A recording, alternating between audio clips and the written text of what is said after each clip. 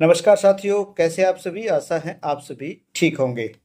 आज हम बात करेंगे कि अगर आप हरियाणा में रहते हैं, हरियाणा में रहते हुए आपके परिवार में किसी सदस्य की जो मुख्य परिवार का पालन करता है, यानी कि परिवार को चलाने वाला है, जो अगर उसकी मृत्यु हो जाए अचानक से, तो उसके परिवार को हरियाणा सरकार के द्वारा कौन कौन सी योजनाएं हैं जो उस परिवार को आर्थिक सहायता के रूप में सरकार के द्वारा दी जाती है। खासकर हरियाणा में अगर किसी भी व्यक्ति की मृत्यु के बाद परिवार को मिलने वाली सरकारी सेवाएं आर्थिक सहायता मुख्य रूप से परिवार की आय और मृतक के कार्य क्षेत्र पर निर्भर करती है। यह मुख्य योजनाओं की जानकारी हम आपको अभी दे रहे हैं, जो मुख्य रूप से दीनदयाल अंत्योदय परिवार सुरक्षा है।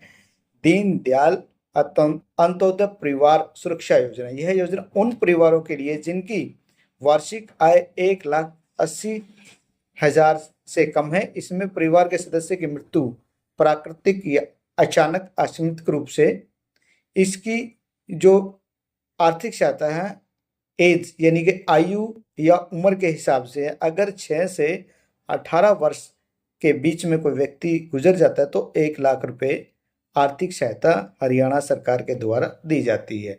अगर 18 से 25 आयु के बीच में अगर कोई व्यक्ति गुजर जाता है तो 2 लाख रुपए की आर्थिक सहायता दीनदयाल उपाध्याय परिवार सुरक्षा योजना के तहत दी जाती है। 25 से 40 वर्ष की आयु में अगर कोई परिवार का कमाने वाला चला जाता है, अचानक से उसकी मृत्यु हो जाती है, तो 5 लाख की आर्थिक सहायता उस परिवार को हरियाणा सरकार के द्वारा दी जाती है।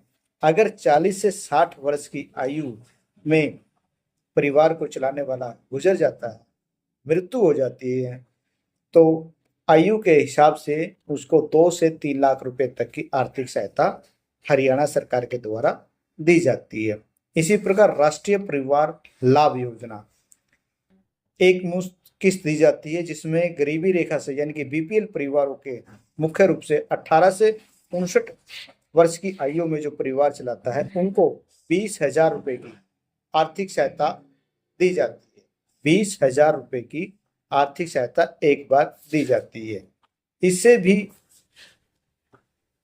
यहाँ पर लेबर डिपार्टमेंट, हरियाणा श्रम कल्याण बोर्ड के द्वारा मृत्यु सहायता अगर पंजीकरण है अगर आप लेबर डिपार्टमेंट में, तो लगभग 2,15,000 रुपए की वित्तीय सहायता दी जाती है। लेबर डिपार्टमेंट अगर आपकी मजदूर कापी बनी हुई है, वहां भी अंतिम संस्कार के लिए आपको 15,000 रुपए अलग से दी जाती है। या उस मजदूर की कार्यस्थल पर मृत्यु हो जाती है, काम करते हुए किसी मजदूर की मृत्यु हो जाती है, अगर उनका जो पंजीकरण है वो लगभग 5 लाख की सहायता मजदूर को दी जाती है। उसके बाद भी मुख्य कमाने वाला अगर गुजरता है तो हरियाणा सरकार के द्वारा विधवा पेंशन उस महिला को दी जाती है, लगभग जो 3,200 रुपये अभी तक दी जा रही